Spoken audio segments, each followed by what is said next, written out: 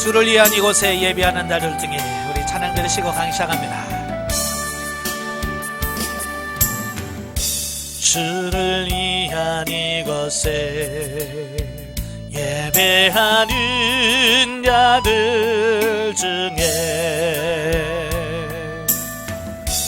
그가 찾는 이 없어 주님께서 슬퍼하시네. 주님이 찾으시는 그 한 사람, 그 예배자, 내가 그 사람 되기 간절히 주께 예배하네. 주 은혜로 이곳에 서 있는 주 임재에 엎드려 절하네. 그 어느 것도 난 필요 없네. 주님만 경배해.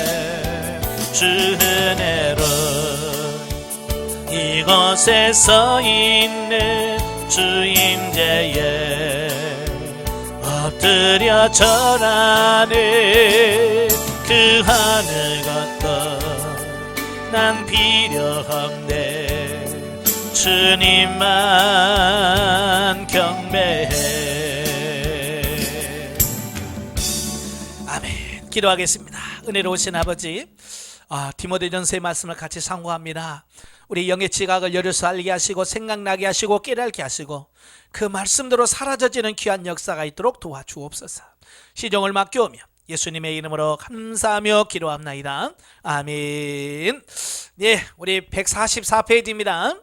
144페이지 오시면 디모데전서 2장이 나오게 되어지는데요.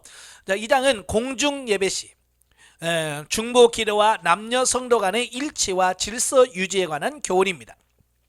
자, 1절부터 7절까지 보면 중보 기도 명령과 그 필요성에 대한 말씀을 하고 있는데요. 바울은 에베소 교회 그 대내적인 현안으로서 교회 내의 내부의 분열과 또 무질서를 바로잡기 위해서 1년의 목회 지침을 주는 과정에서 예배 시에 행하는 공중 기도에 대하여 모든 사람들을 위한, 특히 국가 권세자들을 위한 중보기도 명령과 그것의 필요성에 대한 교훈을 주고 있습니다. 그러니까 당시 초대교회 전체가 그 로마 제국의 그 박해를 받고 있는 상황에서 바울이 이정자들을 위해서 기도하라고 말씀을 하죠. 자, 이 부분 우리가 주목을 해야 돼요. 왜냐하면 당시 로마 제국의 박해로 인하여 초대교회 성도들은 생명의 위협과 생계의 곤란을 당하였고요, 급기야는 순교까지 하게 되는 고난을 받고 있었습니다. 그때 당시 황제가 누구라고 그랬어요? 네로라고 그랬잖아요. 네로. 어찌 보면 기독교를 말살시키고, 그렇게 하면 어쩌면 우리는 막 저주하고 저 인간 빨리 죽게 해달라고 기도해야 되잖아요. 그죠? 근데 사도 바울은 그렇게 기도하지 말고 그를 위해서 기도해 주라고 말합니다. 왜? 이게 중요한 겁니다. 왜? 바울은 저들 위해서 기도하라고 한 이유는 먼저 원수까지도 사랑하라고 하신 주의 가르침을 실천함으로써 궁극적으로 그 원수들조차도 마음을 돌이켜 구원을 얻게 하라는 선교적인 목적에 따른 것이다 라고 하는 겁니다. 그러니까 그가 착해서 기도해 주는 게 아니란 말이에요. 주님 뭐라고 해서 원수까지 사랑하라고 그랬잖아요. 그 원수를 사랑하는 그 마음으로 그 영혼을 구원시켜달라고, 그렇게 기도하라고 말씀을 하고 있는 겁니다. 자, 그리고 보다 실질적인 이유로는 위정자들의 핍박으로 인하여 안정된 신앙생활에 지장받지 않도록 하기 위해서다.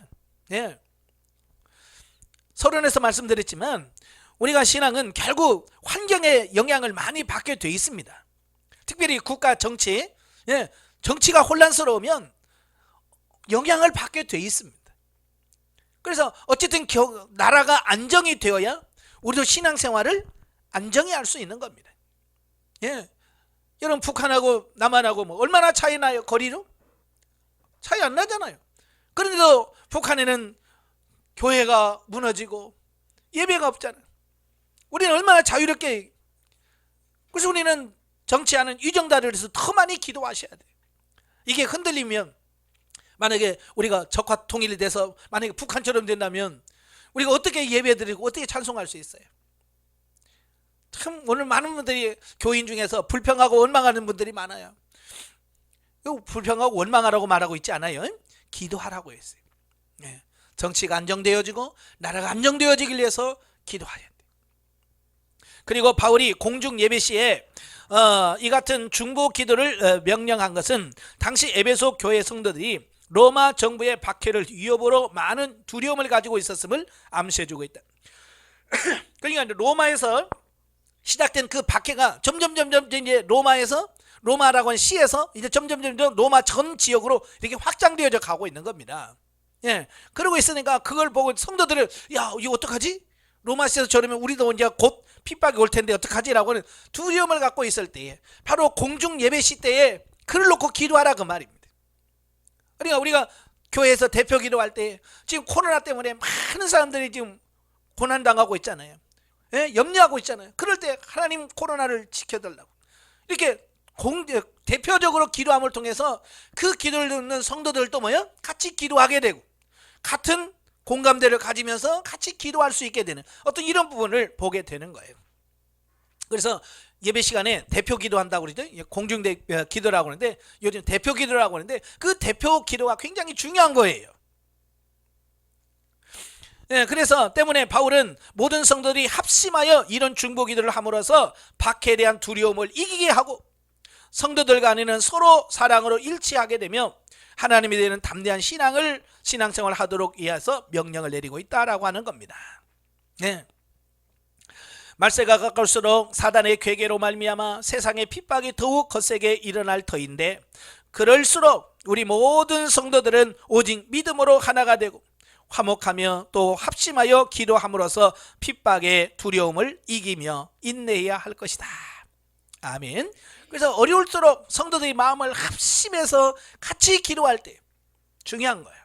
그래서 교회에서도 어떤 교회적인 행사가 있을 때 대표 기도하시는 분이 그걸 놓고 기도하고, 그래서 온 성도들이 잃어버렸다가도 대표 기도하시는 분들이 그 교회를 위해서 기도하면 아멘 아멘 하면서 같이 기도해 줄 수 있잖아요. 그래서 대표 기도가 굉장히 중요하고 또 그걸 놓고 같이 합심하여 기도하는 이런 부분들이 필요한 거예요. 8절부터 15절에 보면 공중 예배 시 남녀 성도의 일치와 질서 유지에 관한 교훈입니다. 그래서 바울은 공중 예배 시의 질서를 위해서 남성도들 간에는 분노와 다툼 없이 일치해야 함을 교훈하고 있습니다.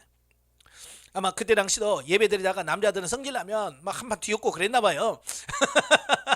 그러니까 예배 때 제발 분노하지 말고 다투지 마라. 그래서 제발 싸우지 마라 라고 사도 바울이 권면을 하고 있습니다. 여러분은 안 싸우죠? 예배 시간에? 싸워요? 큰일 났네.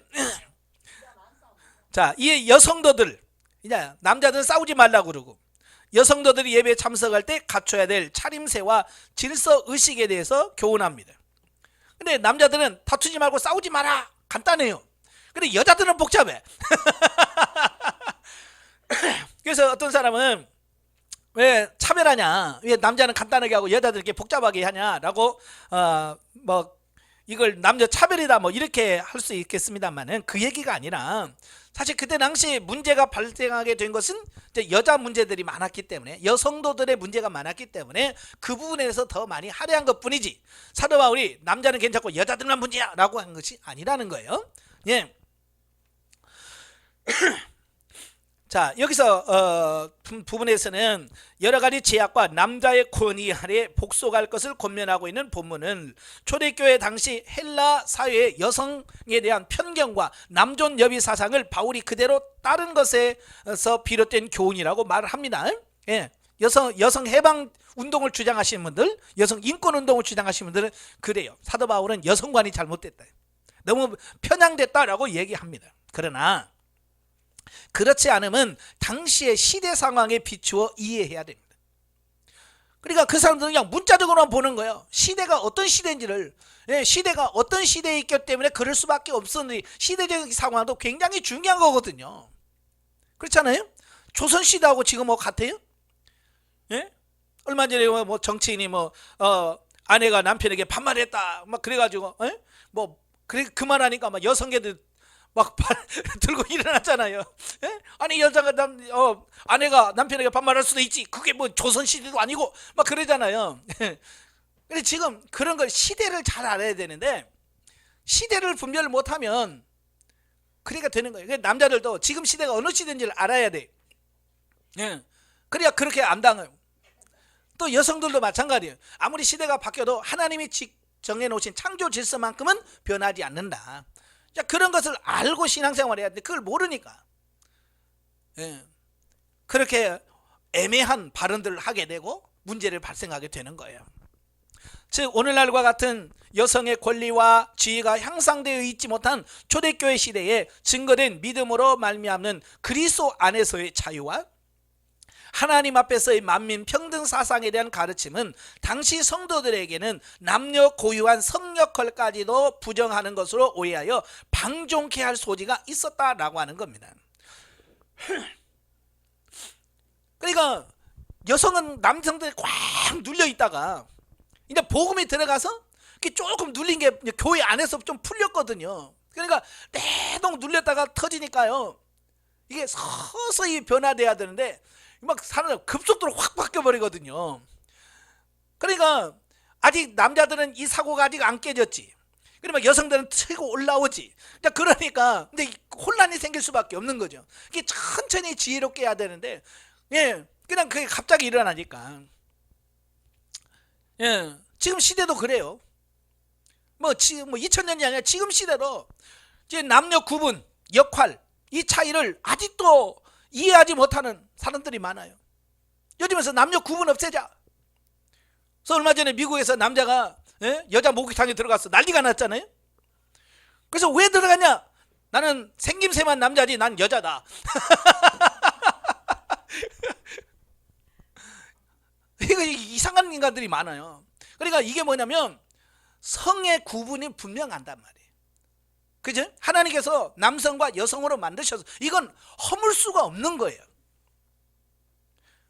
근데 요즘에는 그걸 구분을 이거 차별하지 말자는 거야. 이 역할까지도 차별하지 말자는 거야. 그래서 남자도 자유롭게 여자 화장실 가고 여자 목욕탕 들어가고 여자들도 나는 남자다 그러면 남자 화장실 들어가고 뭐 이렇게 하대. 이게 말이 됩니까?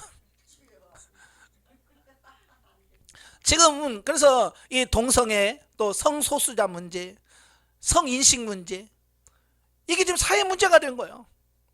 그래서 지금 화장실도 3개 만들어야 돼요. 남성, 여성, 중성 이렇게 만들자고 하는 거야. 그렇게 하자는 거야. 그리고 학교에서나 이런 데서 여성이 뭐고 남성이 뭐고 이런 거 가르치지 말라는 거예요. 자기가 결정하자는 거예요. 이게 뭐요? 비성경적인데 바로 이때뿐만 아니라 이때도 역시 그런 사상들이 조금씩 생기기 시작했다 그 말이에요. 근데 얼마나 혼란스러웠겠어요. 더군다나 당시 여자들은 공적 석상에서 남자들과 함께 자리조차 하지 못했던 시대 상황에서 그리스도의 복음의 전파로 말미암아 여자들이 교회에서 비교적 자유롭게 활동할 수 있게 되었는데 이는 당시 가부장적 관습에 젖어 있던 남자들의 강한 거부감을 일으키기에 충분했다라고 하는 겁니다. 왜냐하면 아직 그걸 받아들일 수 있는 남자들의 사고 전환이 일어났는데 이게 안 된 거예요. 그죠? 근데 안 됐는데 그걸 하니까 거부감을 가져올 수밖에 없는 거죠. 그러므로 그와 같은 상황에서 바울은 여성들의 자유로운 활동으로 인하여 무리를 빚는 것을 방지하기 위해서 또 대사회적인 차원에서 교회의 덕을 세우기 위해 남녀의 역할과 기능의 차이에 대하여 언급한 가운데 특히 여성이 마땅히 힘써야 할 덕목을 가르침으로써 교회 내에서의 공중예배 시 질서를 유지할 것을 교훈하고 있다라고 하는 겁니다. 그러므로 이러한 조처는 결코 여자들의 행동 반경을 제한한 것이 아니라 도리어 당시의 남성들의 반발로 인해 피해를 입을지도 모를 여자들의 기본 권익을 지켜주기 위한 보다 적극적인 조처가 아닐 수 없다라고 하는 겁니다. 왜냐하면 이것이 그때 당시 사회 문제가 되어지면 그게 사회 문제가 되면 어때요? 다 남성들에 의해서 유지되는 사회인데 여성들이 들고 가려면 어떡하겠어요? 결국은 뭐야? 여자들 더 눌러라 이렇게밖에 안 나온다면 결국은 뭐냐면 자유를 얻으려고 했다가 도리어 그것마저도 빼앗길 수 있는 가능성이 있는 거야. 그래서 사도 바울이 절제해라. 예, 절제하라는 겁니다. 많은 사람들이 어때요? 교회 가면 사람 인간 베린다. 예? 그러면 누가 교회 가라고 하겠어요? 교회 가면 더 남편에게 순복하고 가정이 평안하고 그러면 교회 가라고 그러지. 그죠? 근데 교회 갔다 와가지고 막 남편한테 대들고 옛날에는 안 그랬다가 교회 갔다 와서 대들고 그러면 누가 교회 가라고 그랬어요? 나 같아도 가지 말라고 하겠어요. 그지? 예, 제가 안에게 목회할 때 예, 자기 남편은 자기를 자꾸 영성훈련 갔다 오라고 그러는데 그래서 왜냐 그러니까 당신 거기 갔다 오면 변하니까 막 성질 내는 사람이 갔다 오면 성질로 안 내고 예? 그래서 막 성질 내고 그러면 당신 훈련 갔다 와야 되겠네 빨리 가 그런다는 거야. 예, 변화된 게 있으니까 네? 그러니까 변화된 게 있으니까 보이니까 그렇게 갔다 오라고 하는 거지. 갔다 와서 이상해지고 더 나빠지면 누가 가라고 하겠어요? 나부터 가지 말라고 그러지. 그러니까 결국은 뭐냐면 그 조금 자유 누리려고 했다가 그것마저도 놓칠 수 있는 가능성이 있는. 그래서 사도 바울이 조심해라, 절제해라. 자, 그 얘기를 하고 있는 거예요. 한편 본문과 고린도전서 11장 1절에서 16절 또 14장 3절 34절 35절과 같은 여성도에 대한 바울의 권면을 초대교회에 국한된 교훈으로 이해할 것이냐 아니면 시대를 초월하는 보편적 교훈으로 이해할 것이냐라고 하는 논란이 있다. 여자는 잠잠해라 뭐 이런 것들 있잖아요. 예, 이런 걸 어떻게 받아들일 거냐라고 하는 문제는 많아요. 그래서 많은 학자들이 지지하는 견해는 양자를 구분하여 이해하는 것이다. 즉 고린도전서 11장 소위 예배포 문제는 방법론적인 것으로서 한시적인 성격의 교훈이나 예, 이거죠. 한시적인 거잖아. 예배포 쓰는 문제. 뭐 옛날 우리 조선시대는 다 여성들은 여기다 이렇게 다 뒤집어 쓰고 다녔잖아요. 얼굴만 요만큼만 내놓고. 그렇죠? 지금도 그렇게 하라고 하면 이런 하겠어요? 이 시대가 바뀌어서 그런 건 안 되는 거예요. 이건 한시적인 거란 말이에요. 시간이 지나면 그게 바뀔 거예요. 예. 이건 진리적인 문제가 아니기 때문에 이건 뭐 얼마든지 지금 시대가 좀 쓰라 그러면 예 쓰면 되지. 그렇잖아요. 왜 진리 문제가 아니니까. 이거 쓴다고 천국 가고 안 쓴다고 지옥 가는 문제가 아니란 말이에요. 이건 사회적인 잠시 어떤 한시적인 성격을 가지고 있단 말이에요. 그러나 그 밖의 것은 창조 질서에 입각한 남녀의 고유 역할과 관련해 주어진 것이니 전시대적 교훈으로 이해해야 한다는 겁니다. 예. 아내들아 남편에게 순복하고. 자, 이런 것들은 뭐예요? 이건 그때만 아니란 말이에요. 이건 전 시대를 두고 역시 하나님께서 주신 창조 질서에 의해서 하나님께 정해놓은 것은 이건 시대가 간다고 이것도 무시하면 안 되는 거예요. 근데 지금 자꾸 문제가 되는 게 뭐냐면 바로 이걸 자꾸 없애려고 시도를 하는 거예요. 하나님이 정해놓으신 그 질서마저도 무시해버리려고 하는 이런 시도가 있는 거예요. 그래서 지금 문제가 심각해지는 거잖아요. 예? 남자와 여자는 동일할 수는 없습니다. 동일할 수가 없어요. 남자는 남자고요, 여자는 여자예요. 이거 같을 수가 없습니다. 왜냐하면 하나님께서 창조하실 때부터 서로 다른 역할을 하도록 창조된 거예요. 남성은 남성으로서 역할이 있고 여성은 여성으로 역할이 있는 겁니다. 근데 요즘은 자꾸 그 경계선을 무너뜨리려고 하잖아요. 그죠? 예. 여러분, 인격을 무시하라는 게 아니야. 동등하다라고 하는 말은 그 성의 역할을 무너뜨리라는 게 아니라 서로 남성은 여성을 존중하고 여성은 남성을 존중하고 서로 존중하라는 얘기지 그 성의 구분을 없애버리라는 것은 아니에요. 예? 뭐 남녀 화장실 없애라, 뭐 구분 없애라, 뭐 이건 아닌 거예요. 지금 시대가요 악하니까 그걸 가지고 지금 그걸 처리하자고 국회에서 자꾸 시도를 하고 있는 거잖아요. 그래서 우리는 평등법, 좋죠, 평등하라. 근데 왜 거기까지 이런 동성애, 뭐 성소수자 이런 데까지 다 갖고 가지고 왜 그런 것까지 창조 질서까지 무너뜨리냐는 거예요. 차별 없애자. 좋아요. 남녀 차별 없어야 돼요. 직장에서 승진하고 이런데 남자라서 승진하고 여자는 안 되고 이런 걸 없애야 돼. 당연히 없어야 돼. 그죠? 여자들이 여성이라고 해서 차별 대우 받으면 안 돼요. 그러나 남성과 여성은 차이가 분명히 있는 거예요.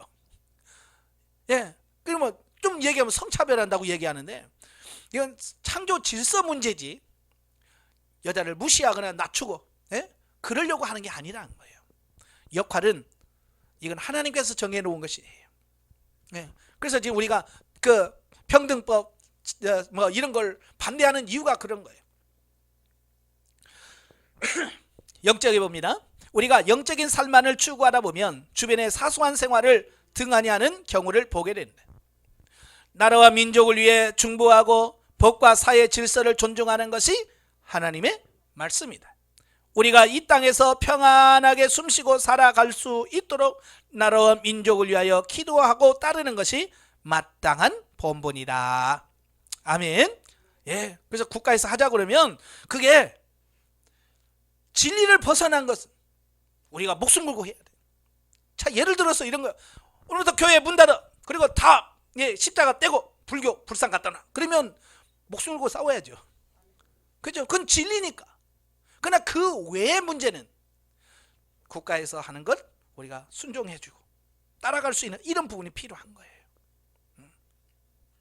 믿음으로 성장한 사람들은 마치 여인이 해사하는 것 같은 고통을 감수하고 영혼들을 구원으로 인도하고 자신도 날마다 상급 구원을 이루어 가게 된다. 예. 예, 세상에서 그냥 되어지는 거 하나도 없습니다. 특별히 영적인 일은 더더욱 그래요. 그러니까 우리가 힘쓰고 애써야 영적으로 세워지는 거예요. 힘쓰시길 바랍니다. 해산의 수고를 해야 돼. 자, 3장으로 갑니다. 감독과 집사의 자격 및 본서 기록 동기의 천명입니다. 1절부터 13절 감독과 집사의 자격인데요. 자, 여기서는 이제 교회 조직을 정비하는 내용입니다. 그래서 1절부터 7절은 감독에 대한 부분이고 8절부터 13절은 집사에 대한 부분인데요. 자, 여기서 초대교회 감독은 요즘으로 말하면 담임 목사, 이런 담임 목회자를 세우는 어떤 그런 부분이라고 보시면 돼요. 그래서 감독은 가르치는 일과 교인들의 생활 전반을 보살피는 일을 맡았고, 집사는 교회 재정과 행정 업무를 맡아보면서 감독을 보좌하는 역할을 했습니다. 자, 이러한 감독과 집사는 교회 질서 확립과 교회 사업 전반의 효율적 진행을 위한 교회 조직에 있어서 핵심되는 직분들이다. 예. 원래 교회에서 이 감독과 집사는 교회의 핵심적인 직분입니다. 따라서 감독과 집사는 신앙 인격에 있어서나 교회 생활과 가정 생활에 있어서 다른 성도들의 모범이 되지 않으면 안 된다. 이에 바울은 본문에서 감독과 집사의 자격에 대해서 비교적 자세하게 설명해 주고 있습니다. 왜? 자, 여기서 왜 직분을 말하면서 자격을 논하냐면, 자격을 갖추고 있어야 그 직분을 맡게 되면 일을 잘 감당할 수 있습니다. 자격이 없는 사람이 직분을 맡게 되면 문제가 생길 수밖에 없습니다.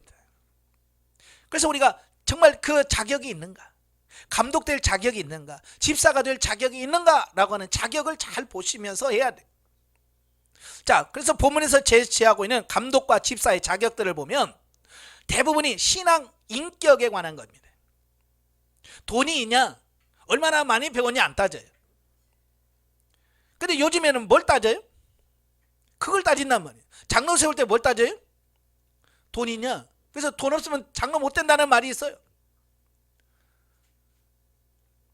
그 다음에 세상적인 주의. 자, 그런 걸 따진단 말이에요. 사도 바울은 그걸 안 따졌어요. 신앙 인격. 정말 하나님 앞에 사람 앞에 어떻게 사느냐. 자, 그걸 따졌다고 말이에요. 즉, 교회 지도자는 가정생활에 있어서나 사회생활에 있어 덕을 나타내며 다른 사람들의 존경을 받는 신앙 인격을 갖춰야 된다라고 하는 부분이 있습니다.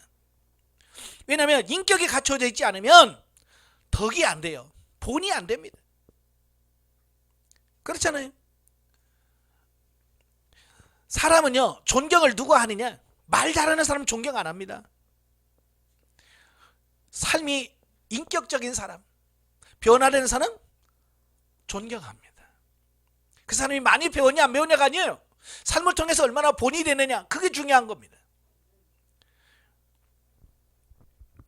이는 신앙 인격과는 상관없이 경제력 능력이나 사람들의 인기에 따라서 교회 지도자를 피택하는 그릇된 관례를 낳고 있는 현대의 교회 상황 가운데서 반드시 명심해야 될 교훈이 아닐 수 없다. 지금 한국교회가 어려운 게 많아요. 왜? 자격 없는 사람들을 세워서 그래요. 세워서는 안 될 지도자를 세우고, 세워서는 안 될 일꾼들을 세우고, 그래서 교회가 어려운 겁니다. 그래서 우리가 자격을 먼저 갖추어요. 자, 14절 16절에 보면 본서 기록 동기 1000명, 자, 일종의 삽입단락으로 바울이 디모데에게 본서를 써보낸 동기를 밝히고 있는데요. 그것은 바로 에베소 교회를 책임지고 있는 디모데에게 목회자로서 마땅히 가져야 할 올바른 교회관을 심어줌과 동시에 디모데로 하여금 복음의 심오함을 깨닫게 하여 더욱더 힘써 복음을 전하려고 하는 목적이 있다는 겁니다. 비록 짧지만 이러한 본문에서 바울의 교회관이 잘 피력되어지고 있습니다. 즉 바울은 여기서 교회가 살아계신 하나님의 소유이며 또 교회의 본질이 진리 곧 예수 그리스도의 구속사역으로 말미암아 드러난 그리스도의 복음임을 피력하고 있습니다. 정말 중요한 거예요. 바울이 지금 교회에서 제일 중요한 것이 뭐냐? 교회 주인이 누구냐, 이걸 얘기하고 있어요. 오늘은요, 말로 우리 한국교회는요, 하나님이, 예수님이 교회 주인입니다 라고 말하는데요, 아니에요. 목사가 주인 된 교회가 많아요. 저도 목사입니다만은 목사가 너무 주인들, 뿐만 아니라 또 장로가 주인이 돼가지고 목사들 막 쫓아내고, 이런 교회가 얼마나 많은지 몰라요. 그러니 교회가 교회 될 수 있어야죠. 여러분, 교회 주인은 누구예요? 예수 그리스도예요. 이걸 정확하게 우리가 인식하셔야 됩니다. 여기서 우리는 목회자들은 물론 모든 성도들이 가져야 할 바른 교회관이 어떠한가를 깨닫게 된다. 뿐만 아니라 교회를 통하여 우리 모든 성도들이 진정 추구해야 될 것은 먼저 하나님의 소유된 자로서 절대 하나님의 영광을 위하여만 모든 일을 해야 할 것이며, 나아가 교회의 본질이 되는 진리 곧 그리스도의 복음에 근거한 정통 교리의 수호와 전파를 위해 최선을 다해야 된다는 겁니다. 이 교회가 존재하는 목적이 뭐냐는 거야. 이걸 모르니까 어때요? 숫자 늘리는 거, 교회 평수 늘리는 거, 막 여기다가 막 열을 들리냐고요. 본질을 놓치면 안 된다니까요. 본질을 정확하게 인식해야 됩니다. 자, 영적에 보죠. 교회 감독과 장로로 세움을 받은 사람들은 가정과 사회, 교회에서 인정받을 수 있는 사람이어야 한다. 인정을 받아야 리더십이 생기는 겁니다. 나라에 정치하는 사람들이 무슨 말하면 이 백성들이 다 코판기를 낍니다. 왜요? 본이 안 되니까. 그렇잖아요. 본이 안 되니까 저 사람 참 정말 신뢰할 만하다라고 할 때는 그 사람 와서 연설을 하면 따라줍니다. 그러나 그게 안 되니까 연설하면 말은 잘한다 그러면서 야 그러고 막 야유하고 하는 거예요. 왜요? 본이 안 되니까 그래요. 본이 돼봐요. 한마디 한마디에 귀를 기울입니다. 영적인 체험과 믿음을 바탕으로 세워야 하며 늘 관용하며 세속을 쫓는 것이 아니라 성령을 쫓는 자라야 한다.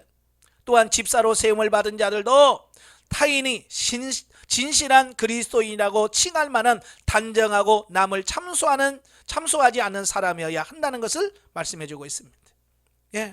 특별히 말, 언행, 이거 참 교회 안에서 굉장히 중요한 부분이에요. 왜? 교회 안에서 어떤 문제가 생길 때 보면 보통 뭘 갖고 생기냐? 바로 이 말 때문에 생기는 거예요. 말 한마디 가지고 교회가 뒤집어질 수도 있고. 자, 그렇단 말이에요.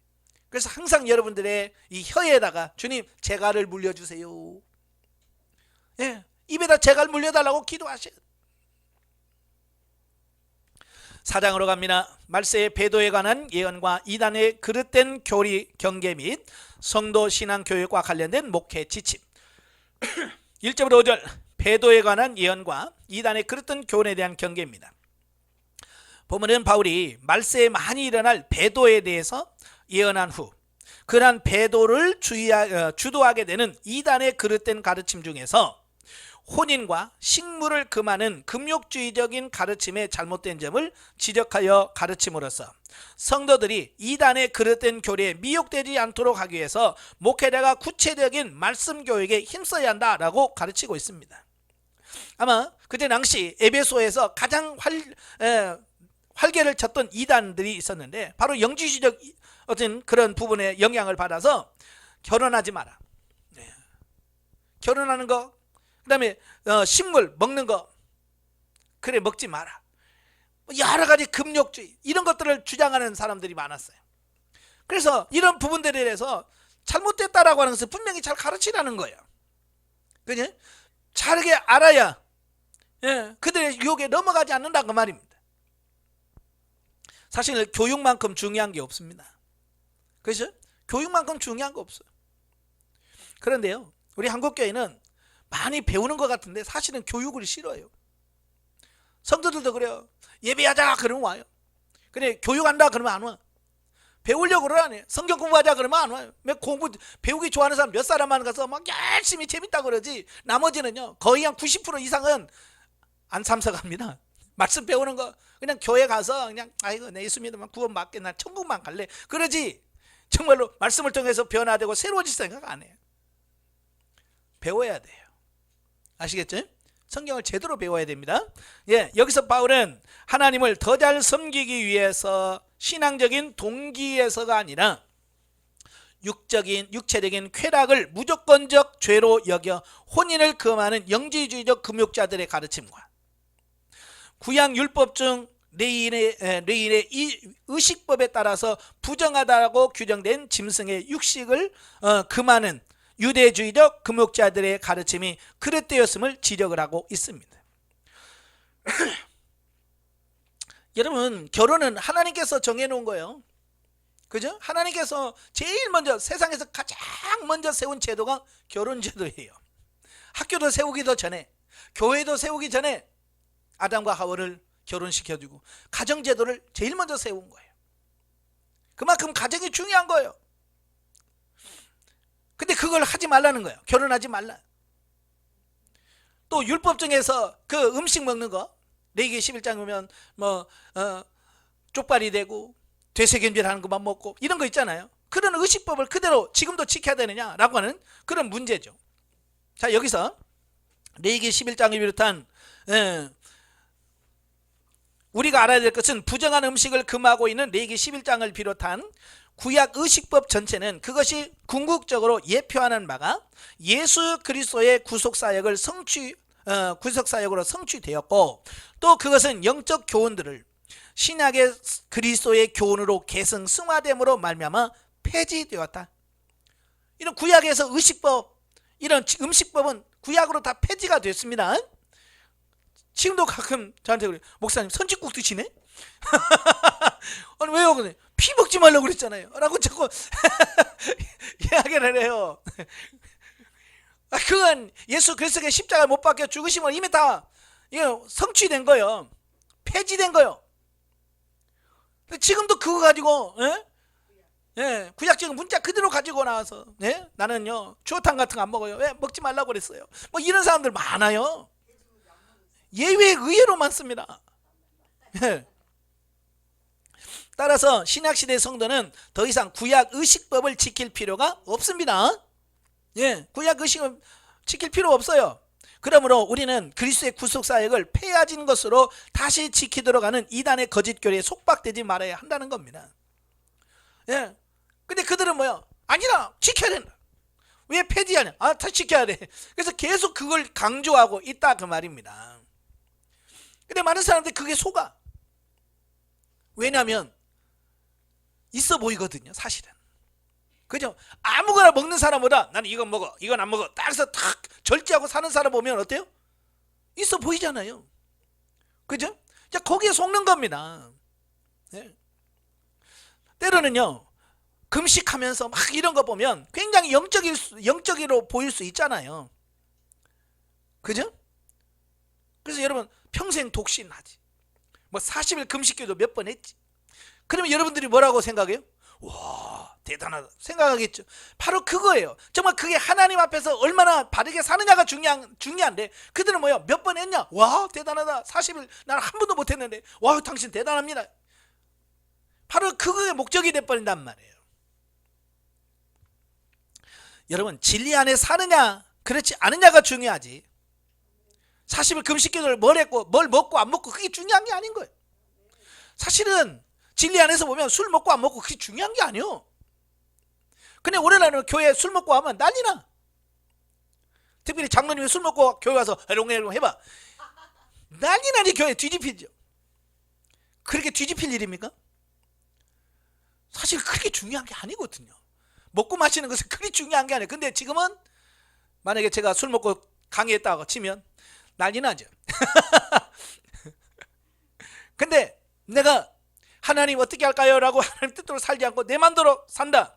아무도 나한테 시비 안 걸어. 뭐가 중요합니까? 술 먹고 하나님 말씀대로 사는 게 문제예요? 아니면 술은 안 먹지만 내 맘대로 사는 게 문제예요? 둘 다 문제죠. 둘 다 문제예요. 그러나 진리적인 부분에서는 술 먹는 건 아무것도 아니에요. 우린 진리 아닌데 그걸 가지고 너무 거기다가 목숨 걸어요. 그래서 심지어는 교회에 술 먹고 오면 오지마, 같이 가. 술 먹고 오려면 오지마, 이렇게 된단 말이에요. 그게 뭐가 그렇게 중요한데?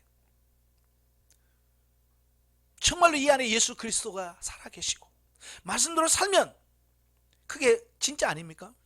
그렇다고 또 다음 주에 술 먹고 오라는 말은 아닙니다. 예, 술 먹으면 왜 안 되느냐? 하나님께 덕이 안 되고 하나님께 영광이 안 되니까 먹지 말라고 하는 거예요. 그렇잖아요. 제가 언젠가도 말씀드렸죠. 내가 술을 많이 먹어서 그게 하나님 영광이 된다면 나는 그냥 나팔 불고 다닐 거야, 맨날 술병. 왜? 그게 하나님 영광이 된다면. 그렇잖아요. 그러나 그 영광이 안 되는 거야. 영광이 아니라, 아니면 그냥 그게 더 하나님을 영광이 되기는커녕 하나님의 욕되게 한다면, 그래서 안 먹는 거예요. 못 먹어서가 아니에요. 여러분, 권씨는요 원래 체질적으로 술 체질입니다. 권씨 치고 술 안 먹는 사람 없어요. 잘 먹어요. 안동 김씨도 똑같아. 뿌리가 같거든요. 원래 안동 권씨가 안동 김씨에서 나왔거든요. 예, 그래서 안동 김씨하고 안동 권씨는 일가예요. 뿌리가 같아요. 예, 그러니까 술 좋아합니다. 예. 그래서 내가 못 먹어서 안 먹는 게 아니야. 그건 하나님의 영광에 가려지고 하나님의 일하는데 방해가 되기 때문에 안 먹는 거예요. 아시겠죠? 율법에서 금하니까, 그러니까 성경에 없던데 술 마시지 말하면 없던데 자꾸 그런 말을 하고 있어요. 뭐가 중요한지를 모르는 사람이에요, 그 사람들은. 예? 예? 어떤 분은 그래요. 술 취하지 말라고 하지, 먹지 말라고 그냥. 난 안 취할 정도만 먹으면 되는데 뭐 이렇게 한단 말이에요. 더 무서운 말씀이 있어요. 예? 너는 먹든지 마시든지 하나님의 영광을 위하여 하라. 그래서 내가 술 먹는 게 하나님의 영광이냐? 먹어. 예를 들어서 술 먹기 대회, 세계에서 올림픽에 술 먹기 대회에 있다. 그럼 나가. 그래서 금메달 따서 하나님께 영광입니다 이렇게 할 수 있어요. 그렇지만 그런 거 있어요, 없어요? 없어요. 그러니까 마시지 마라 그 말이에요. 영광이 안 되니까. 자, 그 다음에 6절에서 16절에 보면 참 교사로서 목회자가 힘쓸 일들을, 바울은 앞서 언급한 것 같은 이단의 가르침에 성도들이 빠지지 않도록 해야 할 참 교사로서 목회자가 힘써야 될 그 교육적 측면에서 목회의 지침을 말하고 있는데요. 먼저 참 교사로서 목회자 자신이 먼저 주께로부터 선한 교훈을 받으며 경건에 이르게 힘쓸 뿐만 아니라 매사에 다른 사람들의 본이 되며, 이게 중요한 거예요. 먼저 목회자들은 뭐예요? 먼저 주께 선한 교훈을 받아야 돼. 하나님 말씀이 뭔지 정확하게 먼저 알아야 돼. 그리고 뭐요? 경건에 이르기를 힘써야 돼. 그리고 사람들의 본이 되도록 힘써야 돼요. 목회자가 왜 힘드냐? 많은 사람들은 목회자는 월급도 작고 그래서 힘들어요. 여러분, 그게 힘든 게 아니요. 이 세 가지가 안 돼서 힘든 거예요. 이 세 가지가. 먼저 하나님 말씀을 교훈을 받아야 되고, 경건을 연습해야 되고, 다른 사람은 본이 돼야 되는데 그게 안 되니까 그걸 위해서 그렇게 애쓰는 겁니다. 그러니까 지금 목회하면서 경제가 어려워서 목회가 힘들어요 라고 하면 문제가 심각한 거예요. 뭐가 문제인지 모르는 분들이에요. 사실 돈 없는 건 크게 문제가 되질 않아요. 이게 문제란 말이에요. 이 세 가지가 안 돼서. 여기서 바울은 참 교사로서 성도들을 교육해야 할 목회자의 자세가 어떠해야 함을 말씀하고 있는데, 첫째, 목회자 자신의 삶으로 본을 보임으로써 성도들이 자발적으로 따르도록 해야 한다는 것이다. 참 이게 중요한 겁니다. 그러기 위해서는 목회자 스스로 경건 생활에 힘쓰지 않으면 안 돼.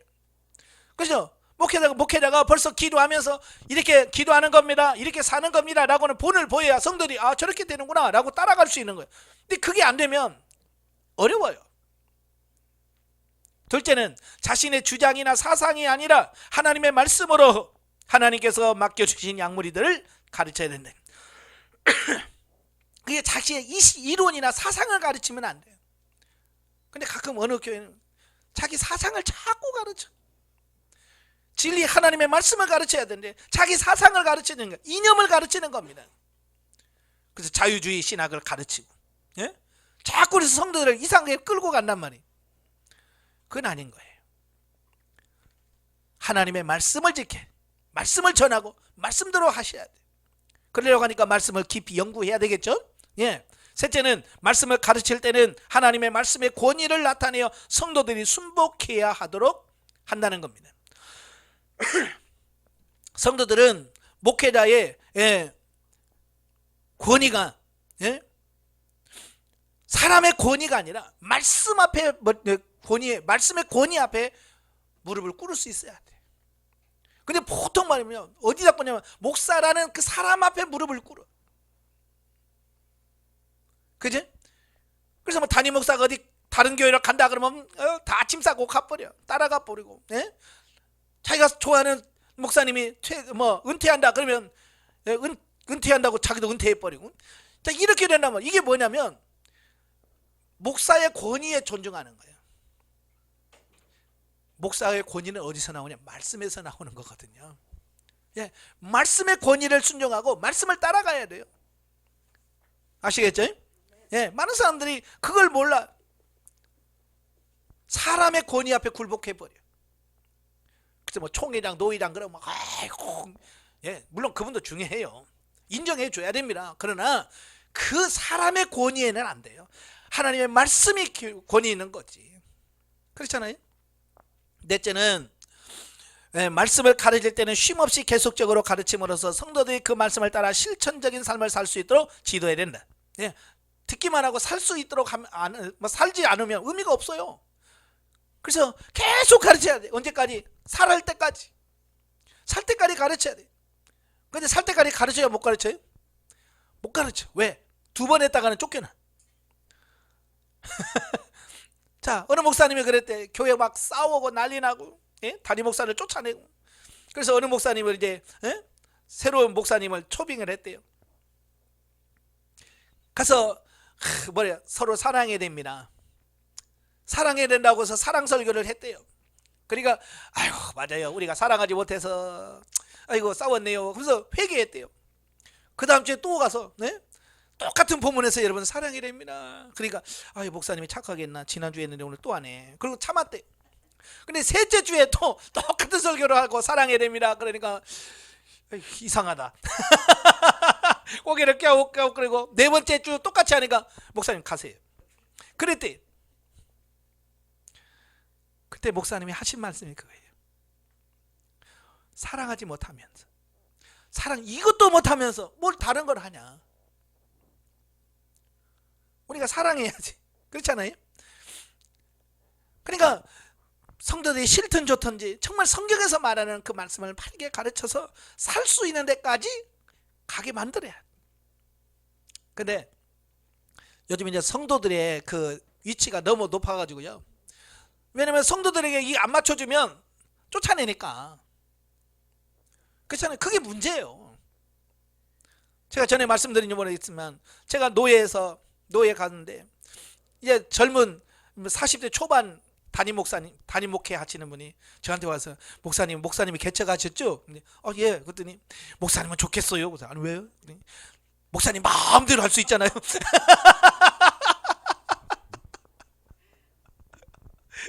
아니 누가 그래? 담임 내가 개척해서 내 맘대로 한다는 게 누가 그래? 자기는 후임으로 가니까 예? 그냥 조금 뭐라고 하면 장로님 뭐라고 그러지. 그러니까 설교를 정말 소신 있게 못 한다는 거야. 설교하면서도 장로님 눈치 못 내는 거야. 오늘은 웃네 안 웃네. 오늘 인상 쓰고 있네. 그것 때문에 왜? 예? 사람 눈치 보니라고 목회를 못 하겠다는 거예요. 제가 그랬어요. 그래서 그러지 말라고. 내가 개척을 해도 그건 항상 하나님 앞에 두렵고 떨림으로 하는 거지. 내 맘대로 하는 건 없다. 후임으로 가서도 사람 눈치 보면 안 된다. 하나님 앞에서 해야지. 자, 그런 권면을 한 적이 있어요. 그래서 여러분도 좀 하나님 앞에서 살기를 바래요. 예. 자, 영적이 뭐죠? 율법적으로 거룩하게 보이기 위해서 노력하는 것은 언뜻 보면 매우 경건한 것 같지만 내적 외적 변화가 없는 종교적인 행위에는 한계가 있고 진정한 기쁨이 없으며 타인에게도 영향력을 끼칠 수 없다는 겁니다. 그러니까 율법적으로 뭘 하고 지키고 안 하고 주일날 뭐 하고 안 하고 이런 거 하면 어찌보면 그게 더 경건해 보여. 근데 그 안에 뭐가 없어요? 기쁨이 없는 거예요. 감격이 없는 거예요. 자, 그게 문제라 그 말입니다. 왜? 생명력이 없는 거예요. 율법의 메인 교회는 생명력이 없습니다. 보세요. 우리 교회는 박수 치지 마, 아멘 하지 마, 설교 시간에 통성기도 하지 말고 조용히 기도해. 성도들이 기쁨으로 합니까? 한번 교회를 한번 비교해 봐요. 그냥 통성기도하고 자유롭게 하는 교회 성도들 보면 막 얼굴이 환해요. 성도들이 막 찬송하면서 얼굴이 환해요. 근데 주일날 어떻게 하면 뭐 하지 마, 소리 내지 마, 아멘 하지 마, 이런 교회를 보면 엄숙하긴 한데 성도들 얼굴 보세요. 예배 끝나고 나서 환하게 집사님 그런 교인들이 있나? 없습니다. 율법적인 교회는 있어 보이긴 하지만 실제 생명력이 없는 거예요. 아시겠죠? 예. 영적으로 성숙하고 진리의 말씀대로 사라질 때 자신도 자유하고 금생과 내생에 상급이 있고 다른 사람에게도 생명을 전할 수 있습니다. 8절에서 육체의 연습은 약간의 유익이 있다는 말은 바로 이런 의미로 이해할 수 있습니다. 가르친 자는 행함으로써 진리로 다른 사람을 인도하고 가르쳐서 내적 외적 변화를 받을 수 있도록 훈련할 수 있어야 됩니다. 5장으로 갑니다. 여러 유형의 성도에 대한 목회자의 신앙생활 지침 및 권징을 행하는 목회자의 자세에 대한 말씀입니다. 1절부터 16절 여러 유형의 성도들과 과부에 대한 예우. 참 우리 교회가 힘든 이유가 뭐냐면 다른 동호회나 클럽과 다른 게 뭐냐면 동호회는 그걸 좋아하는 사람들끼리만 모여.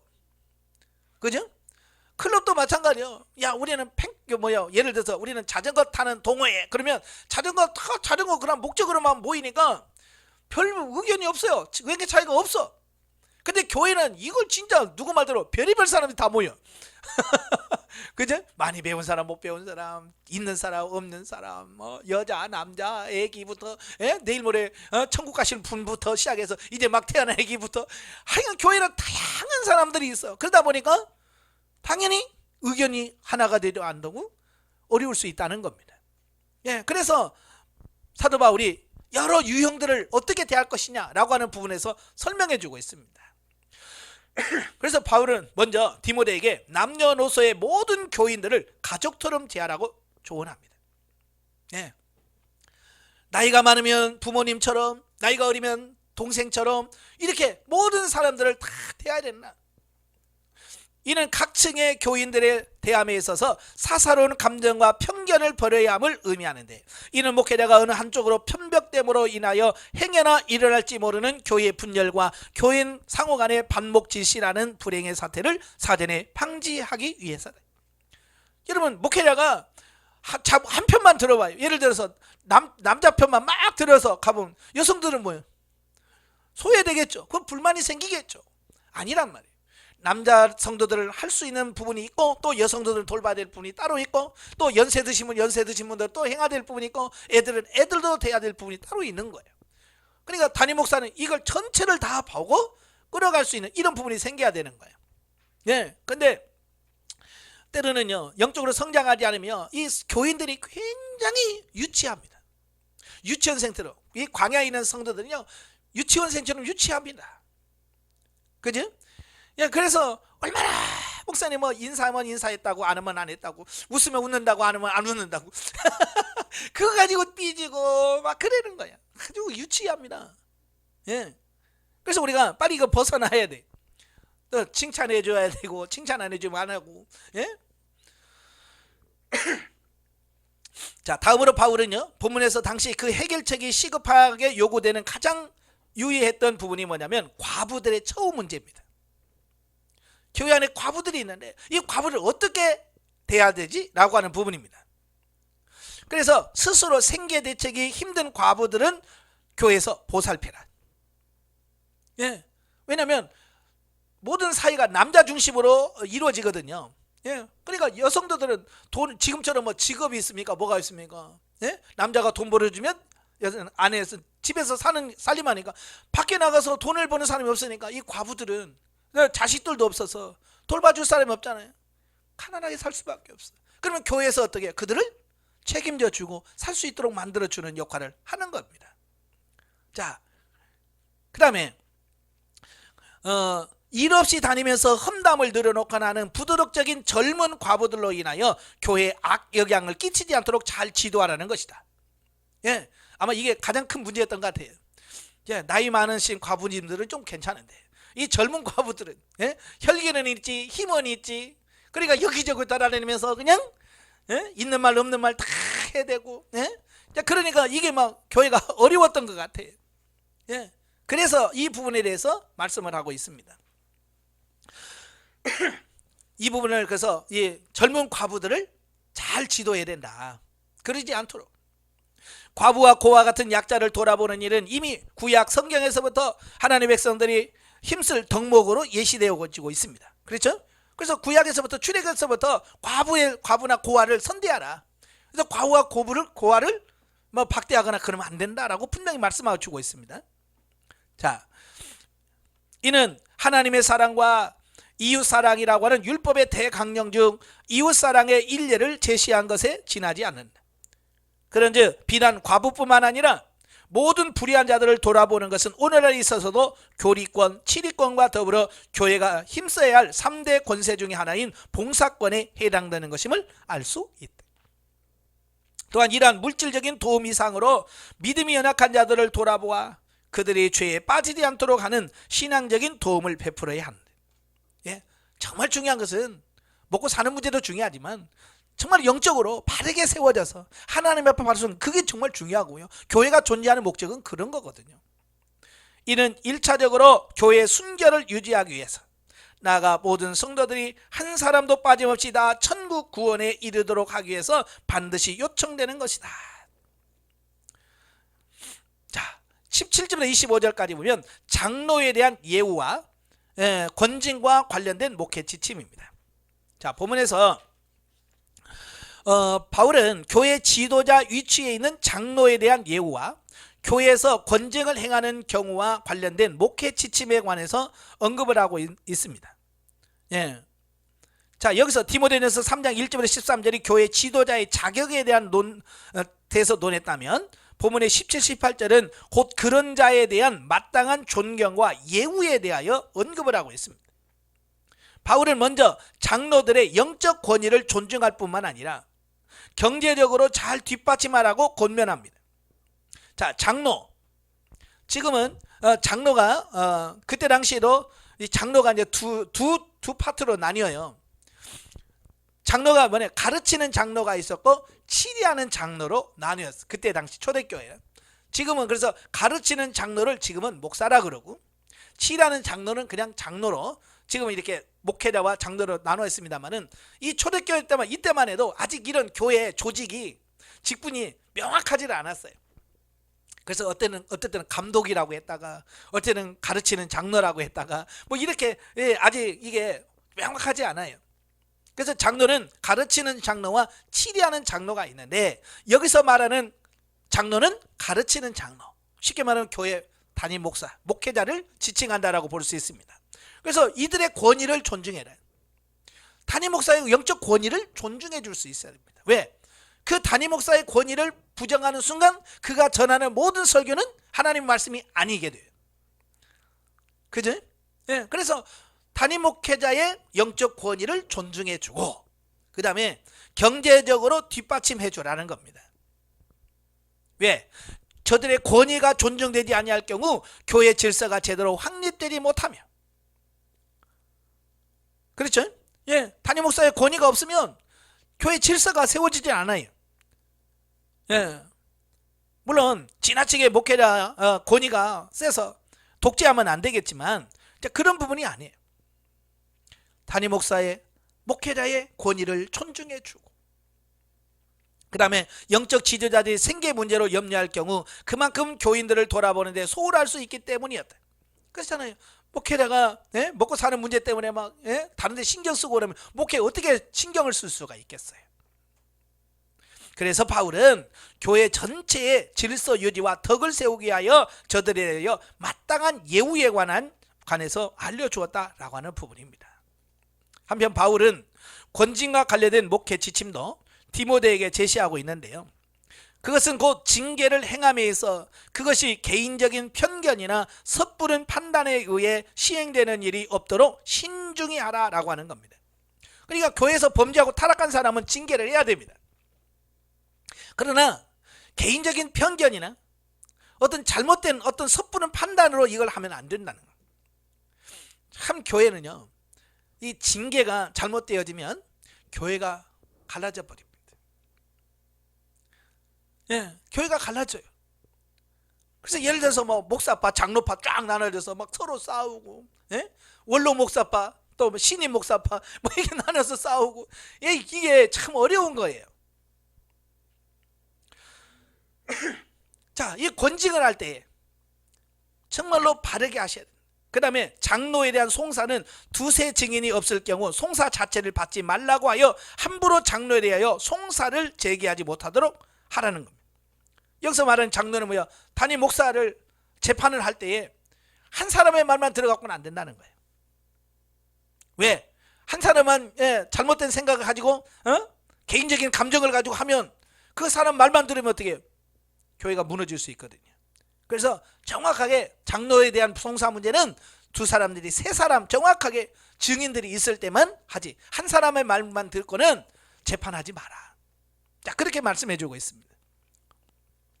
만일 잘못이 발견될 경우에는 엄히 징계하여 모든 성도들에게 경고가 되게 하라는 것이었다. 또 이에 덧붙여 교회 직분자가 잘못이 있어 징계를 받을 경우 그것이 교회 전체에 미치는 영향이 지대하므로 근원적으로 그런 일이 발생하지 않도록 직분자를 세움에 있어서 신중할 것을 말씀해 주고 있습니다. 참 이게 중요한 거예요. 세워놨다가 나중에 마음에 안 든다고 너 내려와, 그러면 문제가 심각해져요.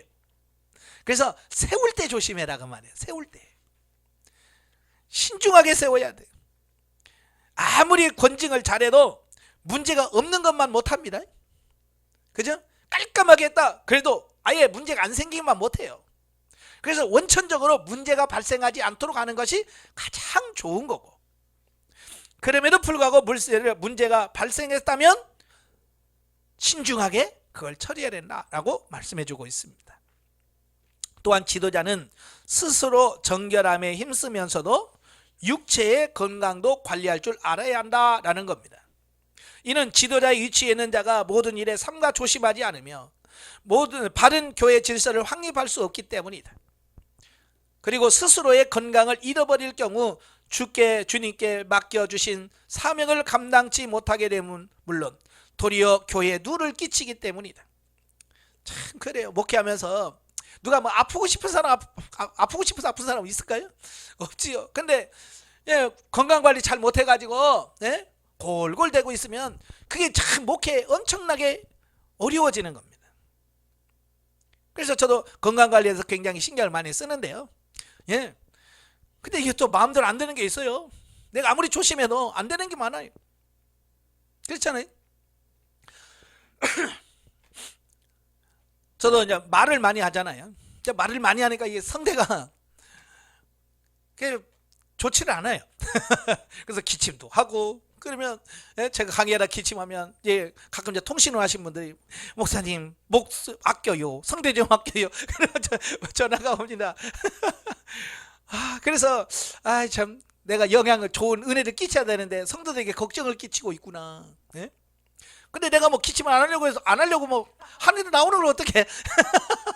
내가 하고 싶어서 뭐 아이고 내가 기침해야 저분들이 불쌍해서 돈 좀 줄려나? 그래서 내가 기침하는 거 아니야. 그냥 내가 참지 못해서 나오니까 어쩔 수 없는 건데. 예? 사도 바울도 디모데에게 그러잖아요. 너도 자주 나는 위장의 병을 위해서 물만 마시지 말고 포도주를 써라. 예? 건강 관리해라. 그 얘기거든요. 예. 여러분도 마찬가지예요. 아무리 뭘 하고 싶어도 몸이 안 좋으면 할 수가 없잖아요. 예. 저도 벌써 몇 년 전이요? 한 5년 전인가? 성대에 폴립이 생겨가지고 제거 수술했거든요. 1년 동안을 찬양을 못 하겠는 거예요. 목소리가 안 나와요.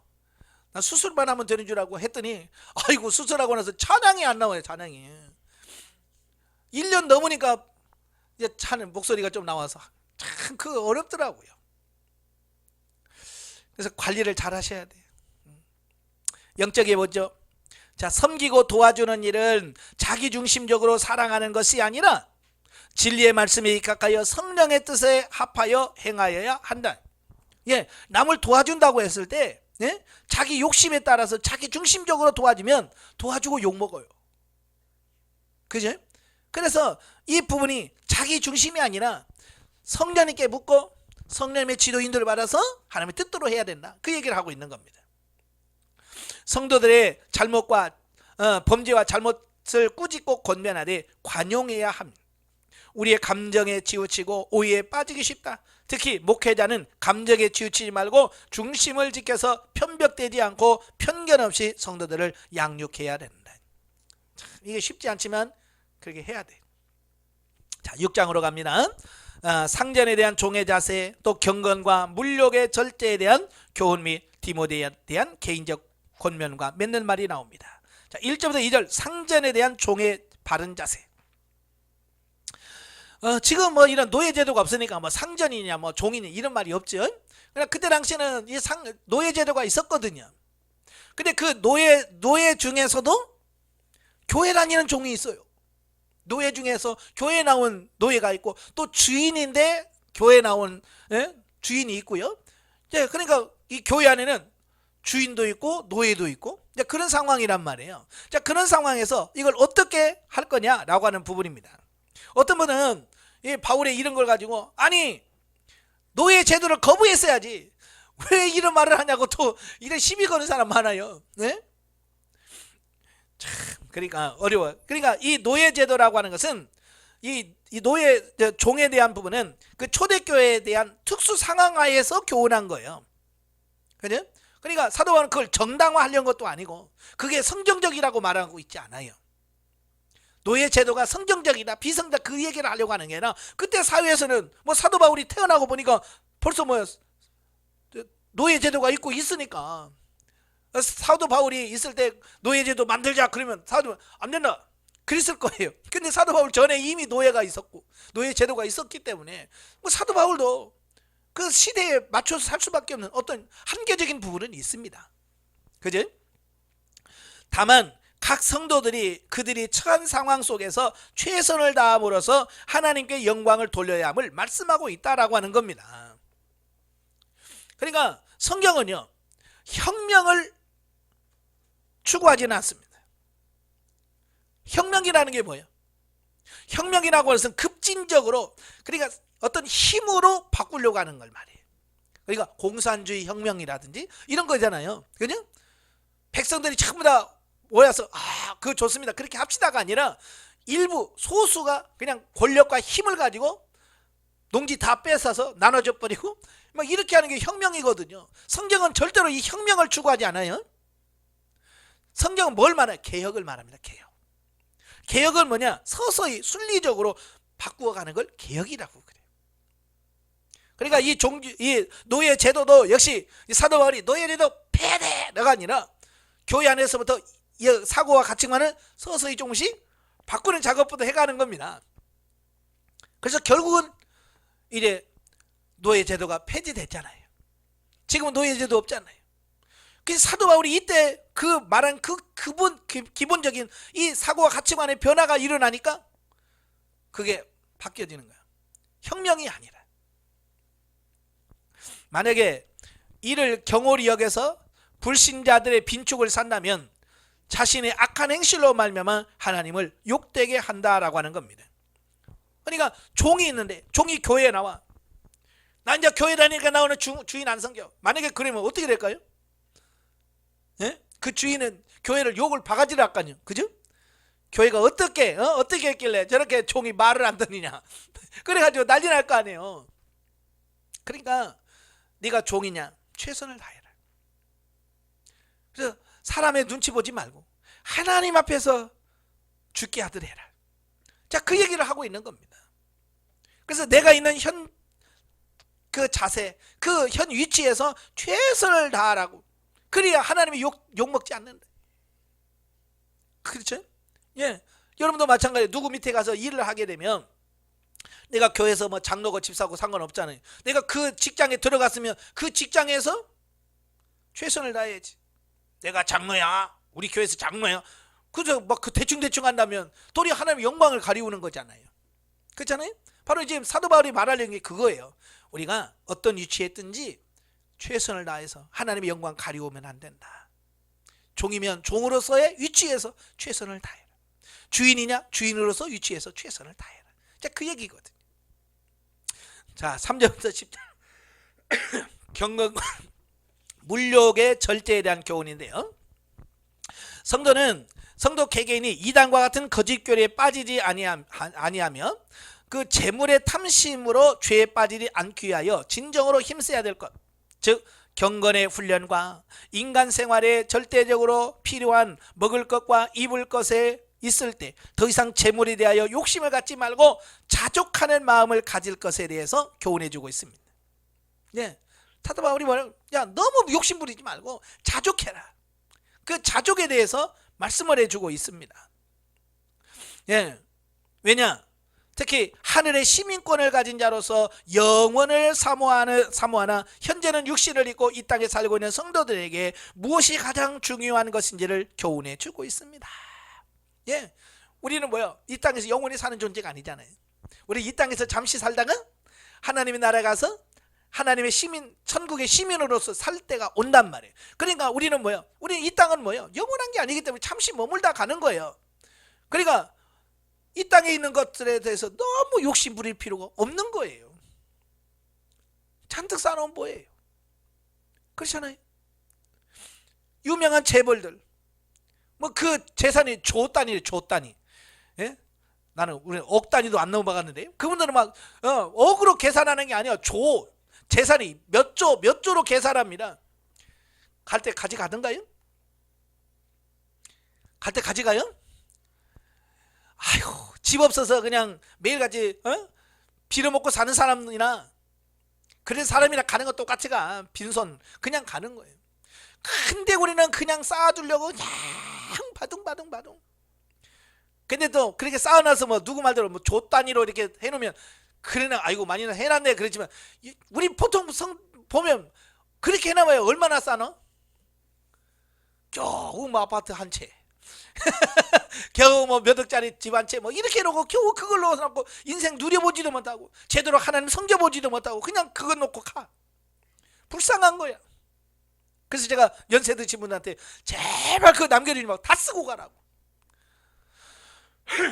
집 있으면 그 노령연금에다 가입해. 노령연금 내가 죽을 때까지 나라에다 팔고 그걸 따박따박 받아가지고 선교도 하고 전도도 하고, 예? 그래서 다 쓰고 가지. 그냥 굶어서 맨날 이렇게 힘들게 살다가 꼴까락 넘어가면 그 누구 가 돼? 예? 자식 거 되겠어요? 그래서 그 자식이 그걸 가지고 정말 행복할까?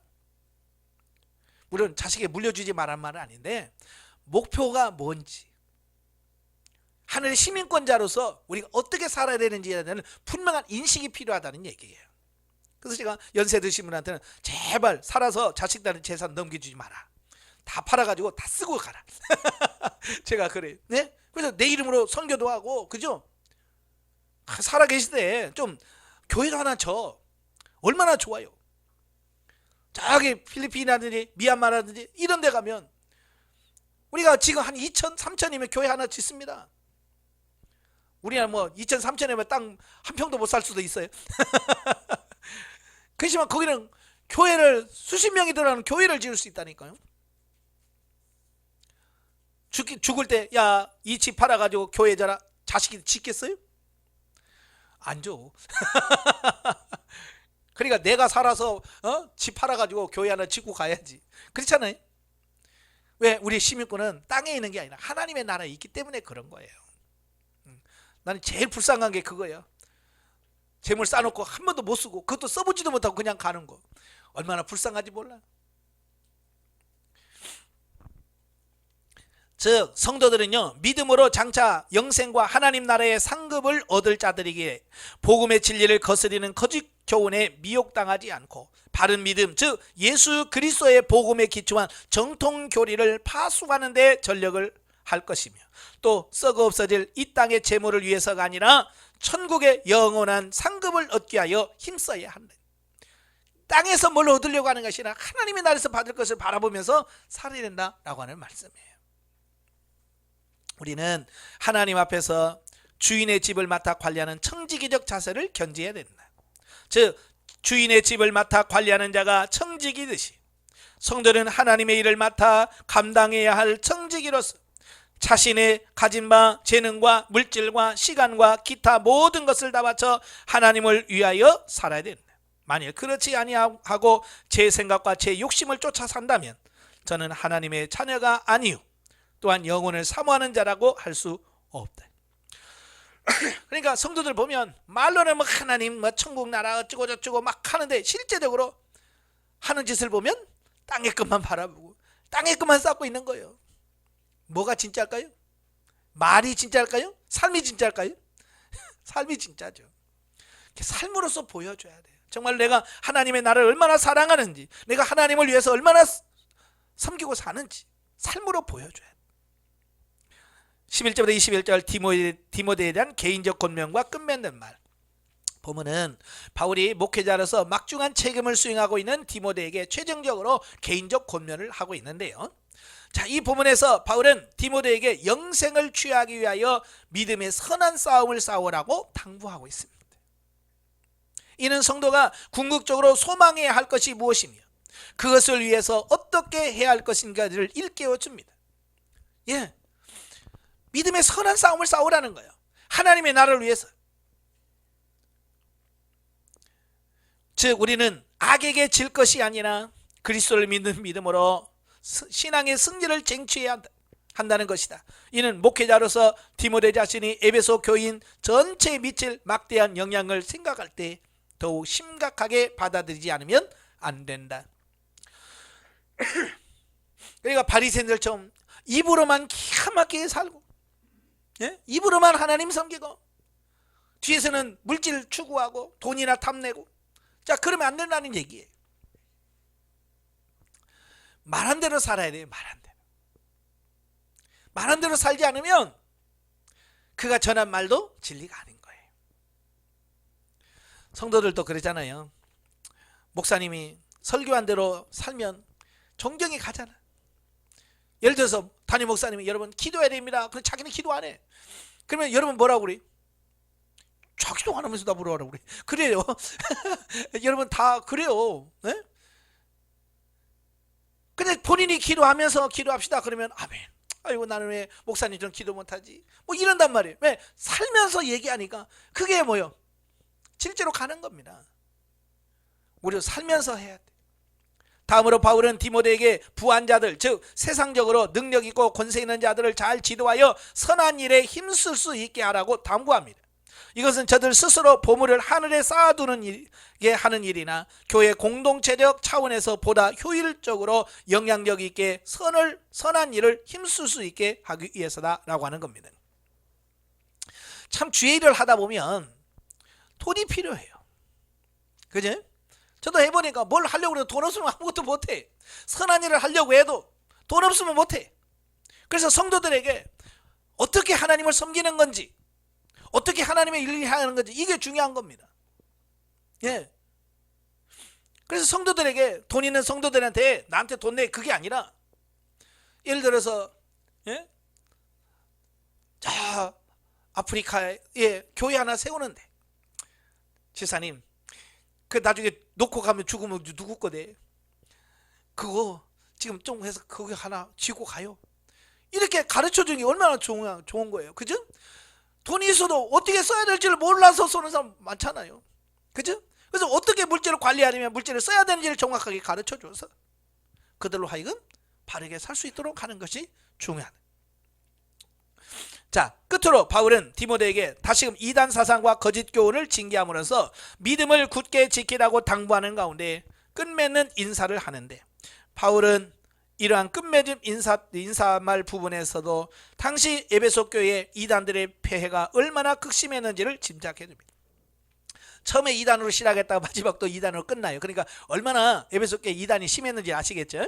예. 그런데 그와 마찬가지로 오늘날에도 비록 그 특성과 겉으로 드러나는 모양은 다르지만 각양각색의 이단들이 우리 주변에서 마치 사자가 삼킬자를 찾아 두루 살피는 것과 같이 횡행합니다. 지금도 그래요. 우리 교회에다가도 신천지 마가지파인가? 마가지파가 계속 넣어요. 예? 예. 마가지파인가? 하여서 계속 집어넣어. 교회에다가도 갖다 집어넣어. 집어넣지 마라 그러 집어넣어. 자, 그럴 때 우리가 정신을 차려야죠. 그런즉 우리는 무릇 지킬 만한 다른 그 무엇보다도 더욱 우리의 믿음을 지켜 내세의 상급과 영생의 구원을 얻는 일이 없도록 해야 할 것이다. 예. 여러분, 예, 우리말에도 죽 써서 개 준다는 말이 있잖아요. 열심히 써가지고 왜 남 줍니까? 그렇잖아요. 우리가 열심히 주의 일 한다고 해놓고 내가 천국 못 가면 무슨 의미예요? 그죠? 그죠? 하늘에 갔더니 예를 들어 개털 모자 쓴다. 그럼 뭐예요? 좀 의미 있는 삶을 살자는 거예요. 끝까지. 또한 사도 바울이 본서를 맺으면서 은혜가 너희와 함께 있을지어다 라고 축원하고 있는 것으로 단순히 상투적인 서신서에 끝맺는 인사말이 아니라 모든 성도에게 하나님께서 베푸시는 은혜의 절실한 필요성을 보여주기 위해서다. 영적에 봅니다. 성도는 하나님의 법을 따라서 윤리와 법도를 지켜야 할 뿐만 아니라 신령적인 복음의 진리에 창념해야 됩니다. 왜냐하면 헛된 교훈과 헛된 신화뿐만 아니라 망령된 말과 율법에 대한 잘못된 해석에 빠지게 되면 거기서 분쟁과 다툼이 일어나기 때문이다 라고 하는 겁니다. 예. 그래서 우리가 진리가 아닌 것 갖고 싸우지 마라. 아시겠죠? 진리가 아닌 걸 싸우지 말고 다 양보해. 우리는 진리만큼은 목숨 걸고 싸워야 됩니다. 근데 교회 안에서나 가정에서 보면 진리 갖고 싸워요? 부부가 싸우는데 진리 갖고 싸워요? 그렇죠. 감정 가지고 밥 5분 늦게 했다고 싸우고 반찬 맛없다고 싸우고 그냥 맛없어도 그냥 먹으면 될 거냐. 그죠? 진리 아니니까. 그런데 우리는 그거 가지고 싸워. 근데 진리 갖고는 안 싸워. 우리는 진리 갖고 싸우는 사람이 돼야 돼. 5절에서 진리의 방향을 잃어버린 자들에게 경건을 이익의 재료로 삼는 자로부터 떠나야 할 것을 말씀해 주고 있습니다. 경건은 뭐요? 하나님 앞에서 사는 삶인데 그것을 이익의 재료로 삼는다. 이건 뭐요? 그것마저도 이용해서 돈 버는데 쓰는 사람은 이건 아니라. 자족하는 것은 있는 그대로를 감사하고 만족하는 것이고, 지족한다라고 하는 말은 진리의 말씀을 깨닫고 진리를 따라 만족하는 삶이다. 자족과 지족 점 하나 차이인데 달라요. 자족이라는 건 뭐냐? 그냥 있는 그대로 만족하는 걸 자족이라고 그래요. 지족은 뭐냐? 진리의 말씀을 깨닫고 진리를 따라 만족하는 겁니다. 가족이 커요? 지족이 커요? 지족이 훨씬 더 차원이 높죠. 예. 그래서 예를 들어 돈이 하나도 없어. 그래도 성경 말씀에 감사해라. 그러면 맞아요. 없어도 성경 말씀에 감사하라 오니까 진리를 따라서 하나님 감사합니다. 이게 진리. 이게 지족이에요. 따라서 지족하는 마음이 있으면 경건에 큰 유익이 된다 그랬고요. 영적으로 미성숙한 성도들은 대가를 바라고 하나님의 말씀에 순종하지만 장성한 자들은 오직 은혜, 경건, 믿음, 사랑, 인내, 온유를 쫓는 자들이다. 진리로 경건해 가는 것이 우리의 삶의 목적이 될 때 우리는 주어진 환경과 난제 속에서 자유하고 감사할 수 있을 것이다 라고 하는 겁니다. 어쨌든 영적으로 성장 성숙해서 하나님이 기뻐하는 삶을 사는 여러분 되시기를 주님으로 축원합니다. 기도하겠습니다. 은혜로우신 아버지, 참으로 힘든 세대에 사역하고 있는 디모데에게 많은 교훈을 주기 위해서 오늘 디모데 전서를 기록해서 보내는 그 바울의 마음을 봅니다. 정말 오늘 이 시대에도 이 바울의 그 마음을 이해하게 하시고 정말로 하나님을 바르게 섬길 수 있는 우리가 되어지게 하시고 이 약한 세상에서도 승리하는 우리 모두가 될 수 있도록 도와주시옵소서. 예수님의 이름으로 감사하며 기도합나이다. 아멘. 하나님께 드립니다.